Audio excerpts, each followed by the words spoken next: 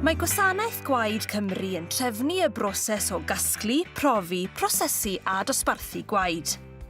Maen nhw'n dibynnu'n llwyr ar roddwyr gwirfoddol i gynnal cyflenwadau ar gyfer ysbytau yng Nghymru, hyd yn oed yn y cyfnod anarferol yma. Rhywun sy'n brofiadol iawn yn rhoi gwad o dan bob math o amgylchiadau ac yn parhau i wneud yw Emyr Jones o Llanfiangel yng Ngwynfa. Mae chwnes i dies cyn yn 20 oed. Wel, eisiau boster yn rhywle ac yn dweud stôn yn rhoi gwaed i blood donors. So ni'n sefeifio car accident ac o'n i'n meddwl, o'n i'n mynd am syni dipyn o speed. So o'n i, yes, a beth ys yna, dwi wedi bod mynd ers 45 blynyddoedd wan. Bydd tai chi'n goffod am camgyfrif faint o weithiau chi wedi rhoi gwaed? 100 waith. 100 pint, do, dwi wedi rhoi pint. Mae hwnna'n anhygol i feddwl chi'n meddwl bod chi wedi gallu cyfrannu cymaint â hynny. Dwi'n teimlo bod o, mae'n gythio mae'n bod yn bobl gael gwaed, cos mae lot o bobl yn rhoi gwaed, a maen nhw'n bringo gwaed weithiau, a mae gwaed i'n mynd i'r hospitals lle mae babanod bech. Dwi'n yn gwybod pam, cos os rydych chi beth dwi'n neud, fysa chi'n dweud, wel, pam gwaed fi? Cos mae gwaed i'n mynd i rywun.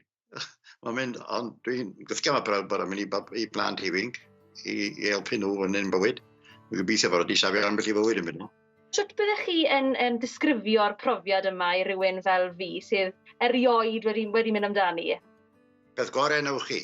Hanner awr, dech chi mewn ac allan. Dwi'n teimlo, mae'n un peth dwi yn lot o bethau dechrau dod yna i'n mynd yno, ond dwi wastad yn mynd i roi gwaed. A dwi wastad yn dweud, dech chi'n teimlo well am 2-3 diwrnod wedyn ar ôl roi gwaed. Chi'n ysbrydoliaeth fydden ni'n gweud i sawl un person, yn enwedig fi sydd heb roi gwaed o'r blaen, felly byddai bendant yn mynd amdani nawr ac yn trio fy ngorau i gwaed os gallai. Cer di tro nesaf, i gyd i weld, ar ôl bod, wedi'n teimlo lot gwell, wedi'n teimlo bod wedi'n neud rhywbeth. Ac yn dilyn feddewid i Emyr, roedd rhaid fi fynd amdani.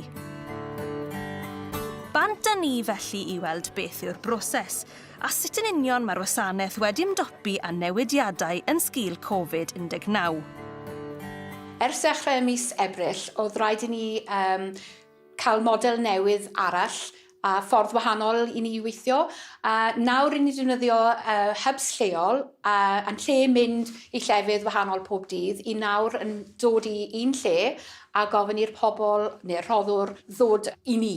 A mae'r pethau wedi newid oherwydd ar ddechrau'r sesiwn, i ni yn cael triage nawr cyn i chi mynd mewn i'r clinic. Ni'n gofyn cwestiynau a os hwnna'n iawn i cael mynd mewn.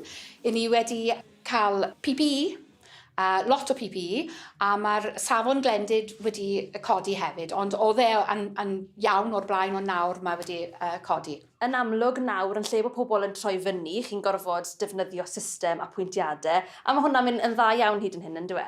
Odi, a ers dechrau mis Ebrill, i ni wedi llenwi 98.1 o'r slotiau, a mae 40,000 o appointments wedi cael eu llenwi.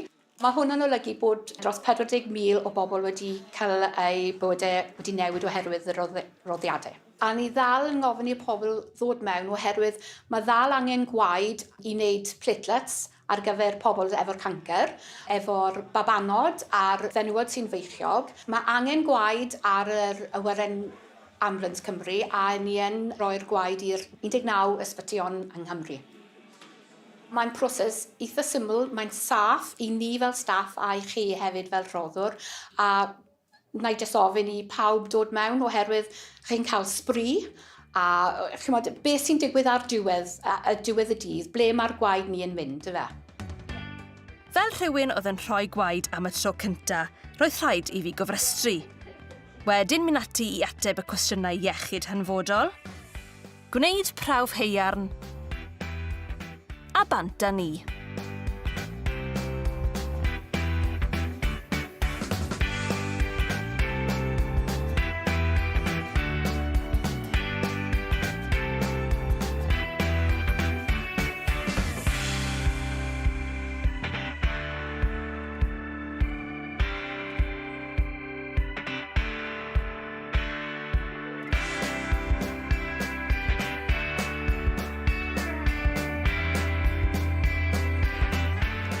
A na fe, y profiad cyntaf o roi gwad drosodd. Ath e'n hwylus, oedd y staff yn arbennig, a pob fath o fesuriadau mewn lle i wneud siŵr bod ni gyd yn saff tra'n gwneud. Felly, os ydych chi yn y safle i allu rhoi gwad, ewch amdani. Mae angen yn awr mwy nag eriod. A chi'n cael paned y de am ddim fyd.